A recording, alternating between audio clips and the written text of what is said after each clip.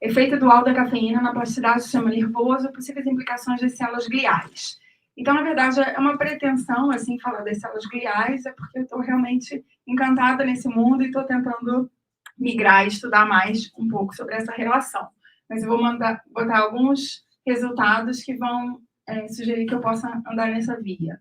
E essa questão do efeito dual da cafeína, na realidade, talvez seja múltiplos efeitos, né? Não só essa dualidade de sim ou não, claro, escuro, porque ela vai fazer muitas coisas dependendo do contexto, né? Então, eu vou mostrar alguns dados de algumas alunas. Então, para cada um desses subprojetos, talvez a gente tenha efeitos duais ou múltiplos dessa substância. Bom, então... Ai, eu tenho que ficar aqui, né? Esqueci, desculpa. Qualquer coisa me sinalizem, tá bom? Bom, então, na verdade, eu trabalho, né, desde o início da minha formação com desenvolvimento e plasticidade do sistema nervoso. E aí eu vou só colocar um contexto aqui, por isso que eu falei aquilo, Thomas, sobre esse desenvolvimento, né? Como é que o sistema nervoso se desenvolve?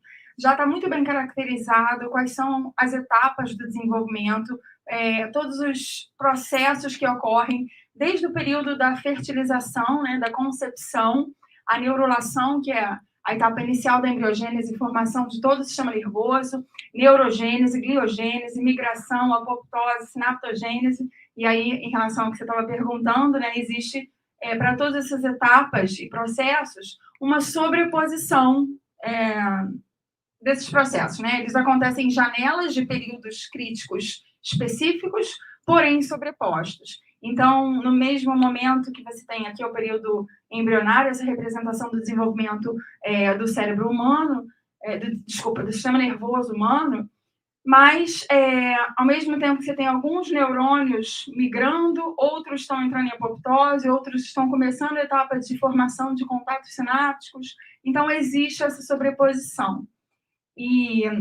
Mas o que eu quero chamar a atenção aqui é que, quando o homem nasce, né, ou quando os animais nascem de forma geral, apesar do sistema nervoso estar macroscopicamente semelhante a um indivíduo adulto, esse sistema ainda está muito imaturo. Então, a gente pode perceber que, mesmo após o nascimento, continua, né, o desenvolvimento do sistema nervoso ele continua acontecendo, ainda existe morte celular apoptótica, a formação de sinapses está a todo vapor, e aí você tem também um outro processo importante na formação de sinapses, que é na seleção sináptica, melhor dizendo, que é a eliminação de contatos sinápticos que sejam inapropriados, né? Então, e por fim, né, como o Anderson comentou também, o finalzinho do desenvolvimento vai acontecer o período de mielinização, quer dizer, o último processo a ser finalizado no desenvolvimento vai ser a mielinização, que vai possibilitar uma melhor propagação dos potenciais de ação, como vocês estão bem familiarizados com isso. Então, o que eu quero chamar a atenção aqui é que, ao nascimento, a gente tem ainda esses processos acontecendo, e isso sugere que o ambiente tem um papel fundamental na formação e maturação desse sistema nervoso. Então, eu tenho trabalhado desde a minha iniciação científica, né, faz aproximadamente uns 30 e poucos anos, com alguns fármacos ou alguns estímulos que podem, oriundos do ambiente, que podem modular ou modificar essa circuitaria. Tá? Então, de modo geral, a literatura já mostrou claramente que, aqui está cortado, mas que estímulos ambientais podem modular a formação das conexões no cérebro, né? E, com isso, o nosso comportamento. Então, já foi mostrado que o estilo de vida, baseado na nossa nutrição, na execução, né, em exercícios físicos, o estresse, né, só para não dizer que são coisas só positivas, né, estímulos positivos, como exercício físico, ou negativos, como o uso de drogas, tratamentos farmacológicos, estresse, podem modular o nosso sistema nervoso. E como é que eles fazem isso? Modulando tanto os neurônios quanto as células gliais. Então, ao nível neuronal, a gente vê alterações baseadas, né, que são relativas a esses estímulos, baseada no número de sinapses, na estrutura sináptica, na força, na geração de novos neurônios. nas células gliais, tanto os astrócitos quanto a microglia são suscetíveis a esses estímulos ambientais e que podem promover alterações estruturais e funcionais. E essa inter-relação, neurônio-glia, que um estímulo ambiental pode modular o neurônio e esse neurônio modular a glia ou vice-versa. Baseado nessa conversa, a gente tem um processo importante do desenvolvimento e também aquele que segue a lesões, que é a plasticidade cerebral. Então, o desenvolvimento ele é caracterizado, o Thomas mostrou aqui a plasticidade das colunas de dominância ocular. Então, o cérebro ele é dotado dessa plasticidade, que é essa capacidade de se modelar, de modificar frente a esses estímulos do ambiente. E essa plasticidade ela vai impactar na função cerebral. E eu só queria chamar a atenção que essa plasticidade, essa função, pode ir para o bem ou para o mal. Então, a gente espera que quando um indivíduo sofre uma lesão, seu cérebro seja capaz de se remodelar, Então, todo mundo sabe que uma pessoa cega desenvolve outras habilidades auditivas ou somestésicas e no intuito de melhorar a sua interação com o meio, Isso é uma plasticidade e a gente espera que seja uma plasticidade boa, para você ter uma interação melhor com o seu meio. Mas também tem a plasticidade deletéria, que é a plasticidade oriunda, por exemplo, do uso de drogas, que aumenta o número de sinapses, enfim, causa dependência, etc. Tudo isso que a gente está comentando aqui. Então, induzir plasticidade pode ser para o bem ou para o mal, Então, eu tenho me interessei por esse assunto de neuroplasticidade. Essa imagem aqui é para contextualizar vocês no sentido de que essa etapa de sinaptogênese que ocorre no período pós-natal e que é muito influenciada pelo ambiente, ela ocorre em janelas temporais, como vocês viram naquela primeira imagem, numa janela que é o período crítico. Então, esse gráfico, ele mostra o número de sinapses ao longo da vida, Então, a infância, a fase de adolescência e vida adulta. Então, a gente vê que existe um período inicial de formação de sinapse, como o outro gráfico mostrava, e na infância, seguido de um período de eliminação de sinapses na adolescência, e essas sinapses finalmente maduras, elas devem se manter ao longo da vida, Então, com o envelhecimento, a gente vai tendo uma queda gradual no número de sinapses, isso responde ou explica em parte os declínios cognitivos que a gente vê no envelhecimento. Então, esse período onde você tem formação e eliminação sináptica é considerado o período crítico do desenvolvimento, onde esse sistema está mais suscetível a essas alterações ambientais. Esse período crítico, ele envolve, do ponto de vista neuroquímico, a maturação do sistema GABAérgico, enfim, várias alterações nos circuitos excitatórios e inibitórios, mas eu não vou entrar nesse mérito agora. Eu só queria ressaltar que esses períodos críticos eles são seletivos para cada sistema que você avalia. Então, aqui, por exemplo, a gente tem como exemplo os períodos críticos dos sentidos, de modo geral, embora seja diferente, para visão, audição, etc. Então, a gente vê que, primeiro, você tem os períodos críticos sensoriais, seguidos, com, obviamente, uma sobreposição, os períodos críticos motores, que aqui está representado pela linguagem, e, por fim, o período crítico cognitivo, que é mais extenso, e perdura a vida toda. Isso diz por que a gente consegue aprender novas tarefas mesmo após a maturação, com mais dificuldade, porém a gente é capaz se a gente estiver motivado para isso. Bom, então, uma parte dos resultados que eu vou mostrar para vocês são os trabalhos que eu tive em relação, usando como modelo o sistema visual. O Thomas já introduziu o sistema, então me ajudou bastante. Então, só para contextualizar vocês, eu trabalho com uma via retinotectal de roedores. A retina, então, células ganglionares da retina, elas se projetam para vias visuais superiores, incluindo mesencéfalo, colículo superior, vias talâmicas e daí para o córtex. Ela não vai para o córtex, mas ela vai através dessas áreas. E para os ratos, a via da retina para o colículo superior, ela é bastante importante. Então, do ponto de vista funcional, né? Diferente de nós humanos. Mas, enfim. Então, o que a gente sabe é que essas projeções da retina para o colículo, elas se desenvolvem dentro de um período crítico que é estabelecido até o 21º dia pós-natal.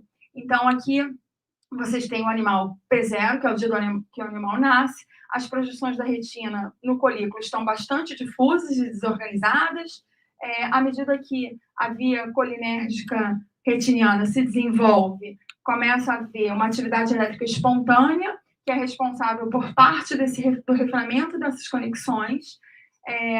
Por volta de P12, que é um período por volta da abertura dos olhos, que acontece entre o P12 e P13, você começa a ter uma atividade elétrica espontânea e glutamatérgica, seguida da atividade elétrica evocada pela experiência sensorial com a abertura dos olhos, e isso é capaz de finalizar, né, refinar mais ainda essas conexões, tá? Então, eu estudo ao longo de muitos anos esse desenvolvimento. Melhor nem falar em tempo, né?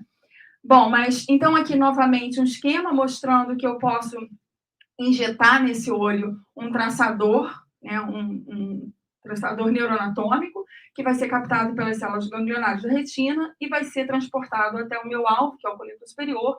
Quando eu olho um animal em P0, aqui é um esquema e aqui é um trabalho do Cláudio Serpati e do Rafael Linden, que mostra que nessa idade em P0 as projeções estão bem difusas no colículo superior.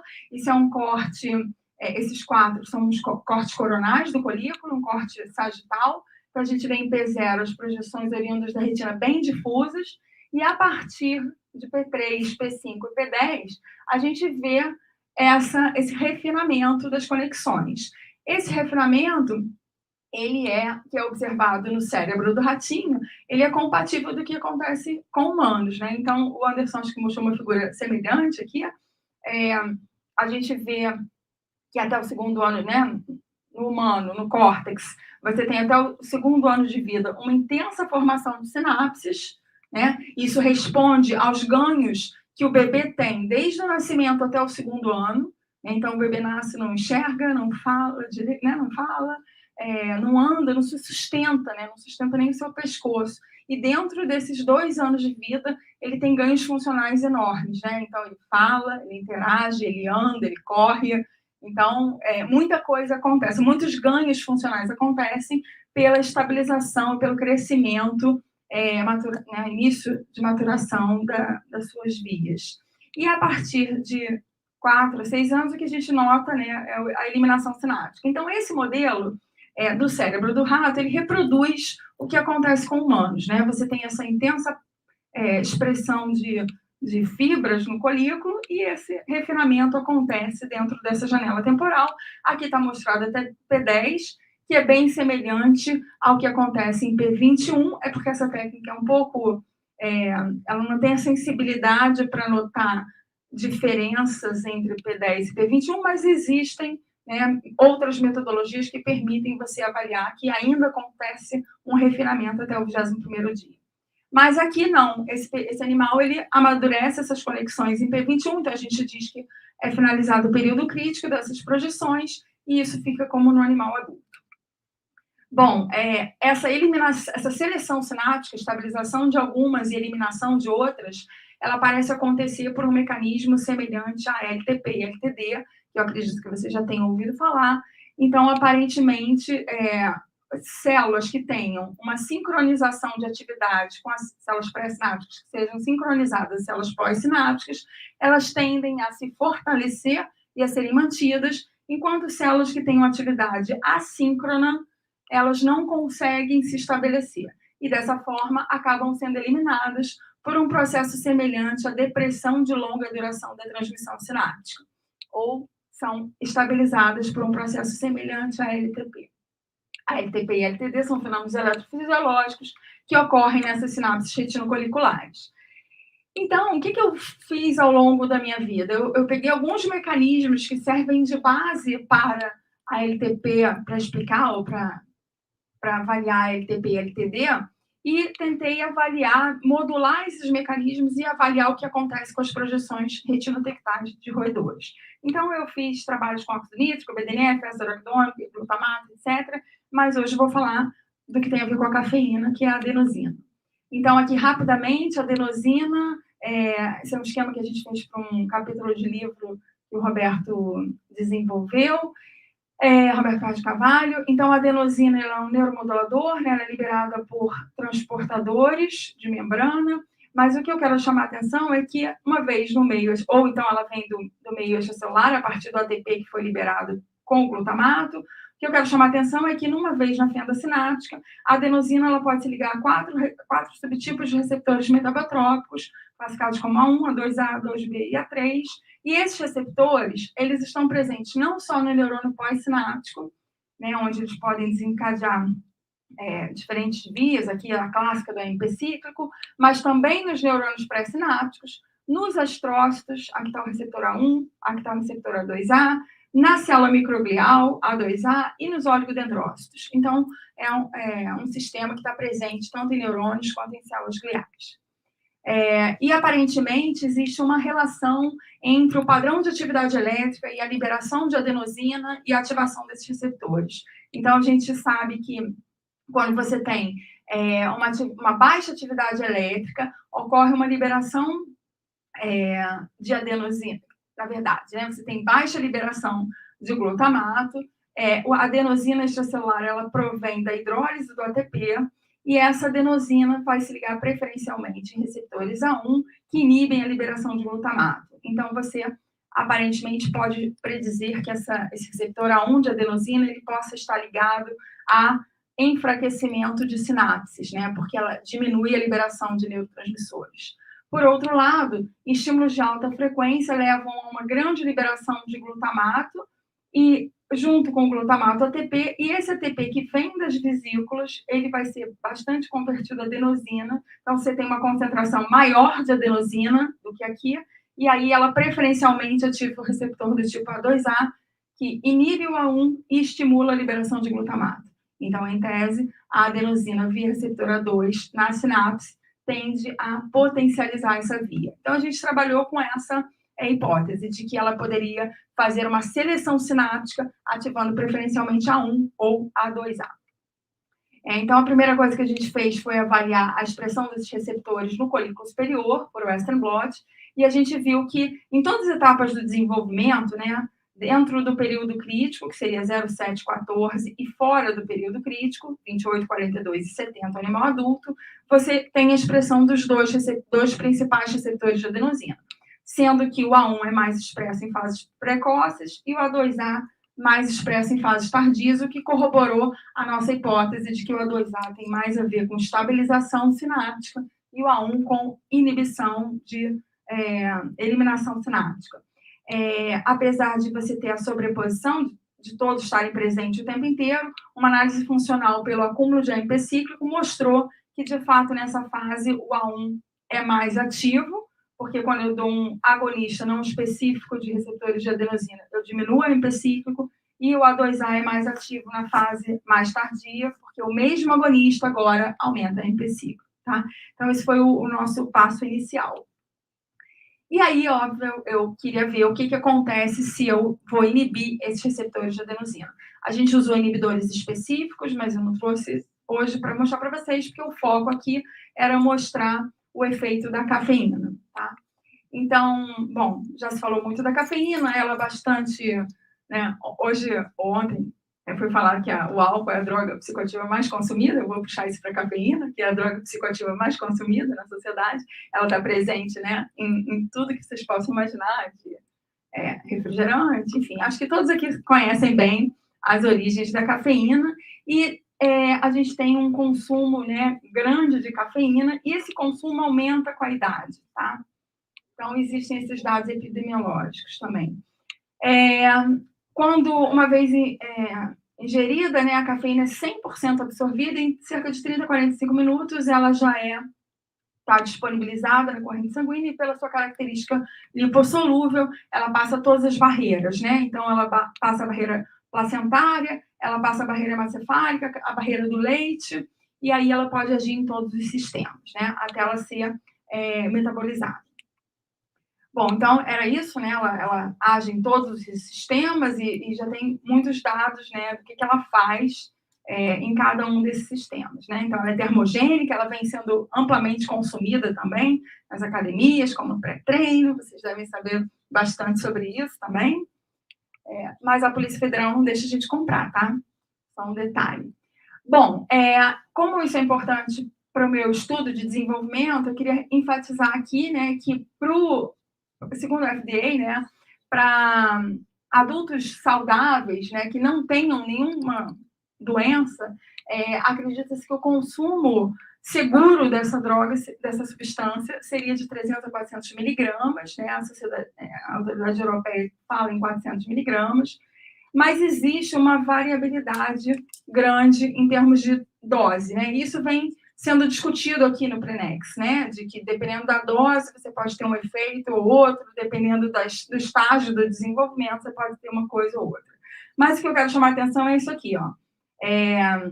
Em crianças, né, ou adolescentes de 12 anos, ou menos, não existe, eles colocam que não existe razão para consumo de cafeína, e de 13 a 18, na fase de adolescência, né, eles acreditam que uma dose menor é necessária, né, você não deve atingir essa dose recomendada, porque você pode ter problemas com o sono, né, com desenvolvimento cerebral, inexperiências com a cafeína e condições médicas que ainda não foram diagnosticadas, né, que podem ser diagnosticadas, por exemplo, né, a esquizofrenia é uma condição, um distúrbio do desenvolvimento que vai aparecer mais tardiamente na adolescência. Então, você pode começar a dar para uma criança de um adolescente de 13 anos a cafeína e não saber o que isso pode impactar se ela tiver essa condição.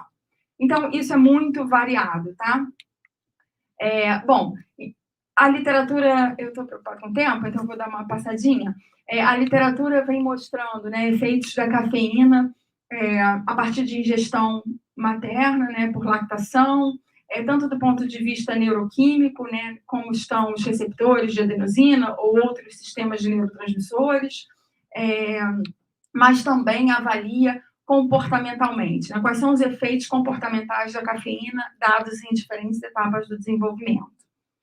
E isso um pouco desenha os projetos do laboratório, né? Então, é bastante comum você ver, já foi falado aqui também, né, o efeito da cafeína em desordens de ansiedade, na questão da atenção, então, para TDAH, e, enfim, em memória também. Bom, a cafeína, ela tem diferentes alvos moleculares, especialmente receptores de adenosina, bloqueio de receptores GABAérgicos, aumenta a liberação de cálcio, bloqueio de fosfodiesterases. Isso já foi falado, só estou relembrando, por isso que estou passando mais rápido. Mas, aparentemente, os alvos mais... os principais alvos em doses, né, que a gente consome são os receptores de adenosina, né, que são acoplados à via do AMP cíclico e a outras. Chamando a atenção que os receptores de adenosina, eles são difusamente encontrados em todo o cérebro, né, e no hipocampo você tem uma grande concentração de receptor A1, uma grande densidade desses receptores. Bom, então a primeira parte eu queria mostrar os efeitos sobre o sistema visual, e para isso a gente fez uma abordagem com esses animais Listerhooda, né? Fizemos uma abordagem de expor esses animais à cafeína através de injeções intraperitoneais de 30 miligramas por quilo, né? Em diferentes períodos de desenvolvimento, ou dentro do período crítico, né? Um período de 4 dias de tratamento, ou fora do período crítico, 8 dias de tratamento, e uma exposição mais prolongada, com uma dose maior, de P21 até P40 ou P70. Bom, então esse trabalho foi feito pelo Felipe Miranda, e acho que a imagem fala por si, né? Isso é um corte histológico do colículo superior de animais tratados por 4 dias ou por 1 semana dentro ou fora do período crítico, com salina, que é o nosso controle, obrigada, Regina, ou com cafeína. Então, isso aqui é análise de densidade ótica, né? Então, dá para ver que a cafeína, dentro ou fora do período crítico, numa dose baixa, 30 miligramas é uma dose ok, tá? Por um período curto, ela faz um grande uma grande confusão, induz uma plasticidade bastante intensa nesse colículo superior. Não acredito, eu nunca fiz teste funcional, tentei, mas não consegui. Mas eu não acredito que isso possa ser uma coisa boa, né? Se o cérebro deve ser assim, eu não acredito que esse efeito aqui seja alguma coisa positiva. Isso aqui, só para relembrar, eu fiz através da injeção de um traçador que acompanhou as fibras da retina até o alvo. O Felipe fez também o mesmo experimento, só que um tratamento, mesmo experimento não, uma avaliação em animais normais, só que um tratamento prolongado, porque normalmente a gente usa, né, e com a idade a gente vai consumindo diariamente cada vez mais, entre o P21, que seria o final do período crítico até o animal adulto, e de novo a gente viu projeções anômalas em locais inapropriados do colículo superior. Então a gente conclui que a cafeína é um indutor de plasticidade dentro do desenvolvimento da via retinotectal. Uma outra abordagem que a gente utilizava no laboratório era a lesão de retina. Então, lesão de retina, quando o animal é submetido a uma lesão de retina, parte das aferências que vão para o colículo contralateral, ela é perdida, para o ípsis também, mas eu vou olhar para esse colículo, e isso abre, quando eu injeto peroxidase nesse olho, eu abro um gap, uma ausência de marcação de HRP no colículo, que é referente àquelas fibras que eu cortei na retina, tá? E isso leva, simultaneamente, a uma reorganização das fibras do olho intacto. Então, é aquela plasticidade que eu tinha falado no início, né? Eu faço uma lesão e eu permito que o sistema se reorganize frente àquela, em resposta àquela lesão. Então, a gente tinha caracterizado essa resposta plástica, ela é rápida quando a lesão é feita dentro do período crítico, em 24, 48 horas a gente já vê a resposta plástica acontecer, às vezes até menos, e fora do período crítico, essa plasticidade ela é muito mais lenta, embora aconteça, ela vai acontecer de 3 meses, ou melhor, é mais exuberante, 6 meses após a lesão, né? Então, mesmo após o período crítico, esse procedimento pode levar à plasticidade. E o que a gente fez foi avaliar o que a cafeína faz nessa resposta plástica induzida pela lesão de retina. Então, aqui eu tenho o animal dentro do período crítico, aqui fora. A lesão de retina no animal controle, ela produz esse sprouting, né, esse crescimento das fibras ipsilaterais do olho não lesado para a superfície lateral, que é uma área topograficamente relacionada.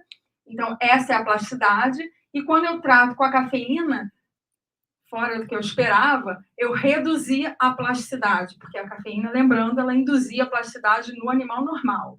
No animal que é submetido à lesão, ela diminui a plasticidade, ela bloqueia a plasticidade. Por outro lado, como no final do período crítico eu não consigo, em uma semana só, avaliar a reorganização dessas vias, a cafeína ela permite que eu comece a ver essas fibras indo para a região superior um pouquinho antecipadamente, né? Esse processo só começaria a acontecer 3 meses depois. Então, a gente fez uma análise e viu que a cafeína bloqueia a plasticidade induzida pela lesão de retina dentro do período crítico e estimula essa plasticidade fora do período crítico, sugerindo que, de fato, você esteja modulando diferencialmente os receptores A1, que estão mais expressos aqui, e o A2A, que está mais expresso aqui. Bom, a partir disso, a Bruna, quando entrou no laboratório, se interessou em investigar efeitos indiretos da cafeína a partir do consumo de mães lactantes, né? Então, ela usando um protocolo semelhante, desse último do Felipe, da exposição oral, ela fez o tratamento com 1 miligrama por ml para mães no dia do nascimento. Então, assim que os animais nasciam, uma parte das ratas eram, né, um grupo era submetido a tratamento com cafeína, e só cafeína, não tinha escolha, e o outro grupo, controle, continuava na água. Ela fez esse tratamento até P13 ou até o final do período crítico. Esse é o dado de P13, que é mais exuberante, né? Em P21, desculpa, P21 o efeito é um pouco menor, mas ele acontece. Mas o fato é que esses ratos até P13, eles só estão consumindo o leite materno da mãe que estava sob efeito da cafeína. E aqui, de novo, esse animal ele tem uma projeção bastante diferente do controle. Então, a gente conclui aqui que a cafeína ela tem efeitos indiretos através da amamentação. Esses animais estão suscetíveis ao efeito dessa substância, tá? A gente começou a fazer uma análise da célula dos astrócitos a partir da marcação do GFAP, que é a proteína fibrillar ácida glial, né, um marcador astrocitário, e a gente viu nas duas idades que há uma redução na expressão, né, no conteúdo dessa proteína. Depois eu vou tentar elaborar um pouquinho mais isso. Ops, acho que faltou aqui alguma coisa. Bom, deixa eu falar, deve ter mudado. Mas, enfim, a gente tem esse trabalho com o sistema visual, mas a Bruna começou a fazer alguns experimentos comportamentais, e aí a gente migrou, né, para uma análise do hipocampo, né? Então, esse trabalho ele foi concluído no sistema visual, mas a gente se interessou a estudar também o que estava acontecendo no hipocampo desses animais cujas mães tomavam cafeína. Para quê? Porque o hipocampo é uma área também com intensa plasticidade e você pode avaliar melhor, já que eu não conseguia fazer os dados funcionais da via visual, eu conseguia fazer dados funcionais de comportamentos relacionados ao hipocampo. Então, aqui a gente sabe que o período que a gente vai tratar de P0 até P20 é um período que também está tendo intensa plasticidade no hipocampo, né? Que é uma área sempre plástica. Só para lembrar, o hipocampo, ele é dividido, né? Muito se fala sobre o aspecto de memória espacial, memória de curta duração, mas a parte ventral do hipocampo também é associada a comportamentos do tipo ansiedade.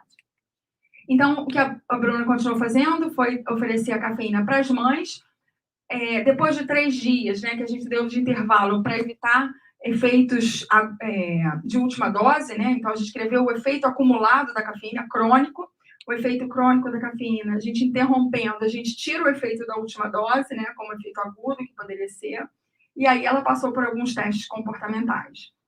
Só para mostrar que as mães ingeriam a mesma quantidade, as mães com cafeína ou água, né? Então, por mais que possa não ser palatável, ela só tem essa opção, então ela ingere cafeína.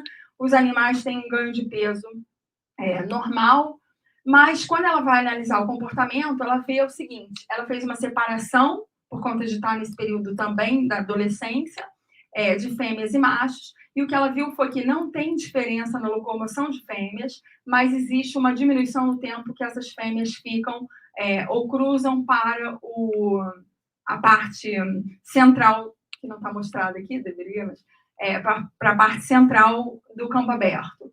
Então, isso mostra, né, que a locomoção está igual, mas você tem um comportamento do tipo mais ansioso, porque a fêmea não vai na parte central do campo aberto.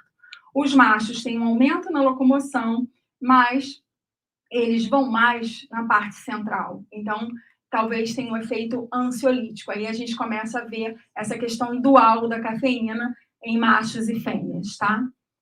Nesse aspecto. A Bruna avaliou também, isso aqui agora, tudo que eu vou mostrar é hipocampo, né? Então, ela avaliou também a questão do GFAP, e aqui o que a gente tem são as fêmeas, os machos separadamente, aqui hipocampo dorsal, aqui é hipocampo ventral. Então, você não tem diferença no dorsal, tem uma diminuição no ventral, como acontecia no colículo superior, e nos machos tem uma redução no dorsal e não tem diferença no ventral, né? Então, isso talvez explique os efeitos comportamentais, a gente pode discutir depois. Bom, resumidamente aqui do trabalho da Bruna, ela também avaliou sistemas excitatórios inibitórios, né, vias glutamatérgicas e GABAérgicas. Então, não dá para trazer tudo aqui, mas essa é uma figurinha que eu peguei da tese dela. Então, vocês estão vendo que existem diferenças de hipocampo dorsal e ventral no aspecto desse equilíbrio, excitação, inibição também. Mas o fato é que, nas fêmeas, a gente viu redução de FAP e comportamentos de ansiedade, visto pelo hipocampo ventral, e nos machos a gente viu redução de FAP e melhora de memória. Então, a gente está tentando investigar se há um efeito causal entre esses resultados. E agora eu vou apresentar os dados da Maria Carolina, que foram feitos, né, em colaboração da professora Regina Cobrujo, que foi mais do que uma co-orientadora, foi uma orientadora junto, né, comigo, da tese da Carol, E a Carol, ela faz uma outra abordagem, diferente da Bruna, que fazia o efeito indireto da cafeína. Ela começou a aplicar a cafeína diretamente para os animais no período, né, desde o desmame, P21 a P40. Ela fez em outras idades também, mas a gente vou trazer os dados dessa faixa de idade, que pega o período de adolescência, né? Então, o objetivo era avaliar o efeito direto da cafeína no hipocampo de ratos machos. Ela só trabalhou com machos, adolescentes. Bom, igualmente, ela fez uma avaliação de peso e de ingestão de líquido, sem grandes diferenças. E aí, nos testes comportamentais, o que a gente pode ver é que esse aqui é um campo aberto, né? Eu não estou explicando porque esses testes já foram passados aqui, né? Então, para a gente ganhar um tempinho. Então, no teste de campo aberto, ela viu que não havia diferença do padrão locomotor nos machos controle e cafeína, mas havia uma menor latência para a entrada na periferia. Então, ela botava o rato aqui no centro e ele escapava mais para a periferia, tinha uma latência menor para ir para a periferia e, portanto, ficava menos tempo na parte central e mais tempo na zona periférica. Mais tempo na zona periférica, isso mimetiza um comportamento, né, do tipo ansioso. O animal não se arrisca tanto aqui nessa área central do campo.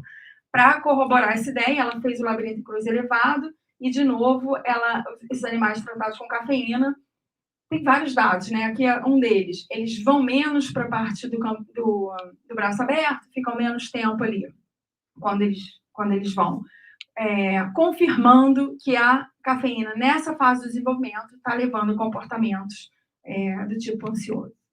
Ela fez também teste de memória, né?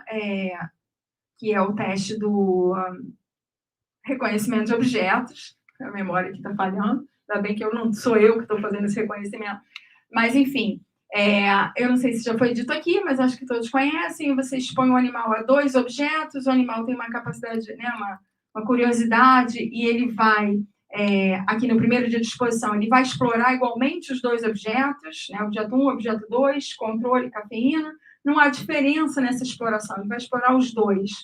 E no segundo dia de exposição, num segundo momento de exposição, ela troca um dos objetos por um objeto novo. Se o animal, esse é o paradigma, né? Se o animal ele tem uma boa memória, ele vai deixar esse objeto de lado, que já não é mais novidade, e ele vai tender a explorar mais o objeto novo do que o familiar. Então, esse dado está mostrado nesses 2 gráficos. Aqui, essa segunda exposição foi feita 30 minutos depois, que significa uma memória mais hipocampal mesmo, e a gente vê que, de fato, diferente do controle, o animal submetido à cafeína, ele passa mais tempo no objeto novo, no objeto 2, tá? Que é o novo. E mesmo se esse teste for repetido 24 horas depois, que já envolve outras áreas cerebrais de processamento de memória,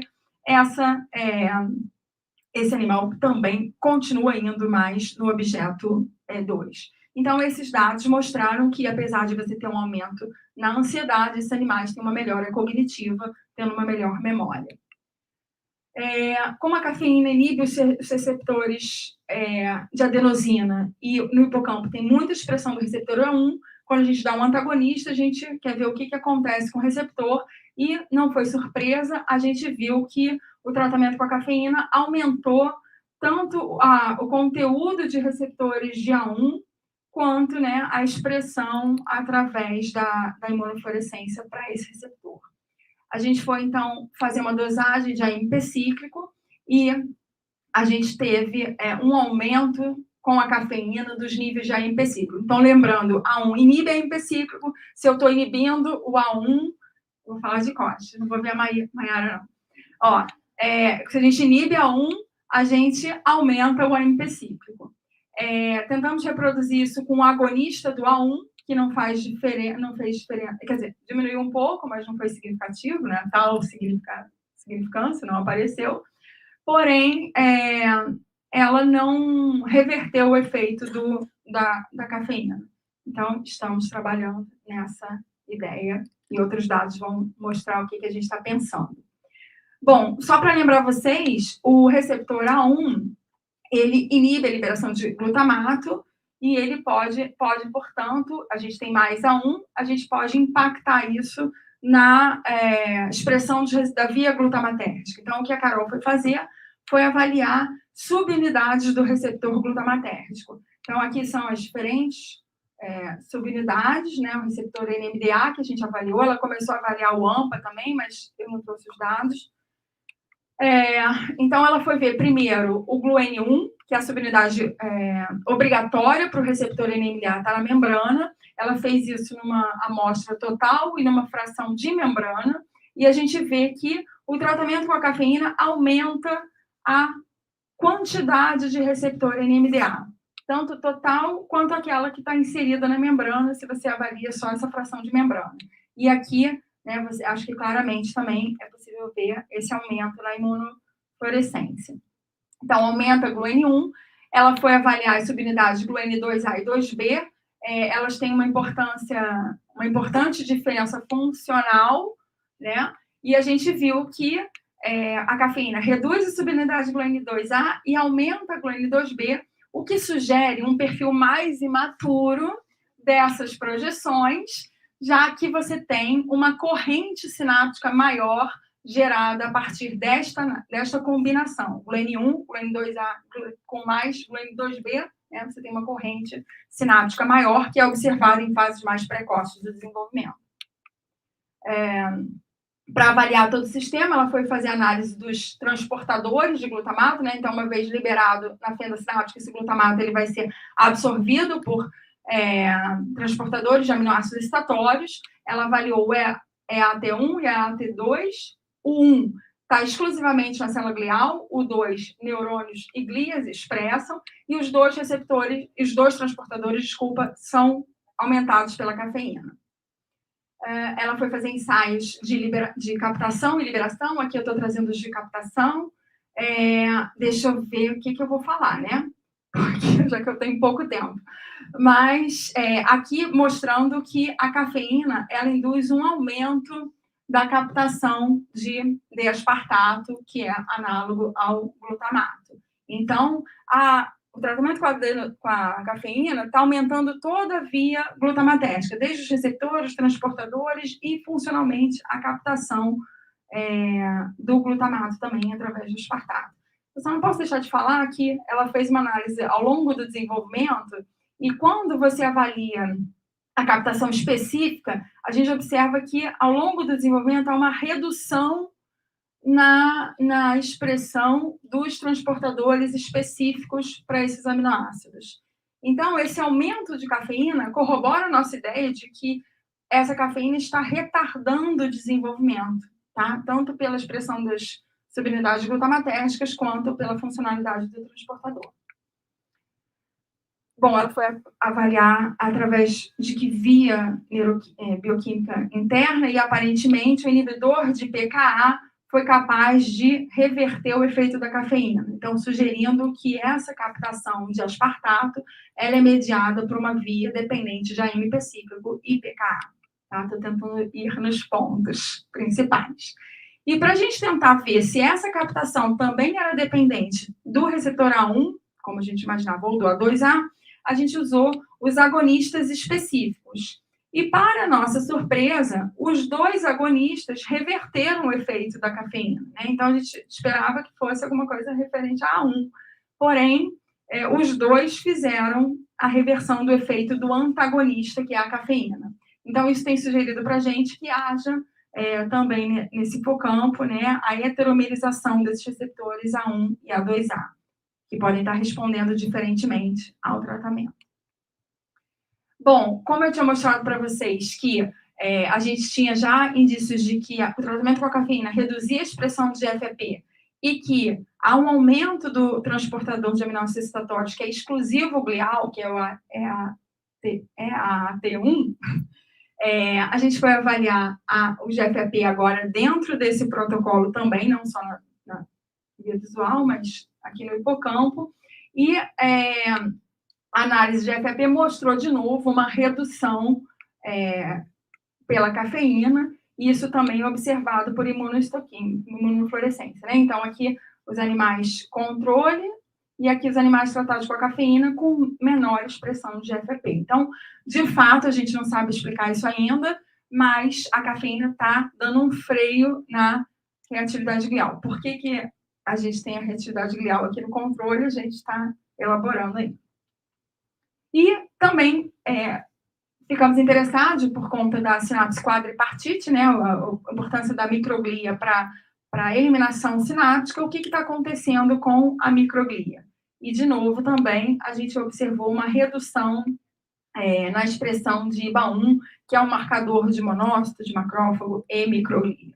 Então, a gente ainda não fez uma análise morfológica, morfométrica aqui dessa microglia. Isso aí foi o finalzinho da tese dela, que também pegou a pandemia. Então, a gente não pôde explorar muito. Bom, desculpa estar em inglês, mas eu juntei de algumas apresentações, né? Então, o take home message, né? Já que está em inglês, vamos. A mensagem final aqui do trabalho seria mostrar o seguinte. Então, daqueles dados primeiros do sistema visual, a gente vê que o tratamento com a cafeína dentro do período crítico induziu intensa reorganização do sistema visual, mas diminuiu a plasticidade induzida pela lesão.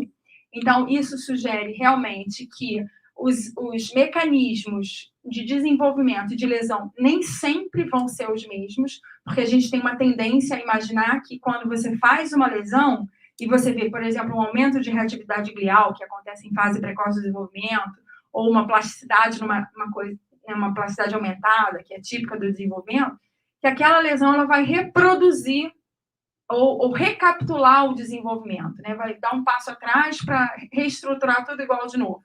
Não é isso, necessariamente. Por outro lado, a cafeína, tardiamente, né? Ela aumentou a plasticidade natural e induzida pela lesão fora do período crítico. E nesse contexto é que a gente acha interessante, porque o consumo de cafeína, ou a administração de cafeína, ela pode emergir como um indutor de plasticidade numa fase onde você não tem tanta plasticidade, que é após o período crítico. Então, coletivamente, esses dados demonstram o efeito plástico da cafeína em diferentes estágios de desenvolvimento. Durante a lactação, né, a principal mensagem é que, de fato, a lactação ela pode interferir, o consumo de cafeína pelas mães pode, através da lactação, passar para os filhos, e isso alterar o desenvolvimento, não só por alterar a neuroquímica, né, mas com reflexos no comportamento. Então, não se tem uma política, como a gente viu aqui, né, de discussão de consumo de álcool, de nicotina, para gestantes e lactantes, né? Para a cafeína. Tem para essas outras drogas, mas não se fala sobre a cafeína. A não ser pelo fato de que ela pode deixar o bebê mais agitado, e a mãe não quer um bebê muito agitado, né? A gente quer um bebê mais calminho, que durma bem, que não tenha cólicas. Mas, para além desses efeitos, a cafeína ela pode ser muito, talvez, deletéria para os bebezinhos. Então, há que se levantar uma atenção para isso. Em relação a essa outra parte do hipocampo, né, os nossos dados sugerem que essa cafeína, durante a adolescência, ela leve a um comportamento, né, do tipo ansioso, mas que ela possa dar um incremento na memória. Esse incremento de memória, ele é discutido na literatura e não se sabe ainda se é pelo efeito direto da cafeína ou por a cafeína produzir uma atenção maior, e isso acaba por melhorar a memória, tá? Bom, mas a gente tem dados também sobre a via glutamatérgica, né? Então, sugerindo o atraso no desenvolvimento, como eu falei, aqui também nos EATs e na captação. Então, todos esses dados coletivamente sugerem que ela possa estar retardando o desenvolvimento hipocampal. E o que a gente está interessado em investigar agora, né, seria essa questão de o que ela faz para a redução de FAP. A gente tem algumas ideias, mas a gente ainda não comprovou isso. E a modulação do estado de ativação das células gliais. Então, eu acho que é isso. Eu não consegui fazer uma coisa bonitinha aqui de agradecimentos, porque eu terminei bem tarde essa apresentação, então não botei professor, doutor em ninguém, mas aqui são os meus professores, doutores, colaboradores, e cobriu o tá. E aqui são os estudantes. Bati o olho agora. Aqui foram os estudantes, né, que hoje são doutores também, e que fizeram parte desse trabalho que eu mostrei para vocês hoje. Felipe Cabral Miranda, Bruna Teixeira e a Maria Carolina. E aqui são as outras meninas do laboratório que estão em outros projetos, mas que também investigam cafeína, inclusive, né, a Yasmin nos cariocas de alto e baixo congelamento, lógico. É isso, gente. Desculpa correr.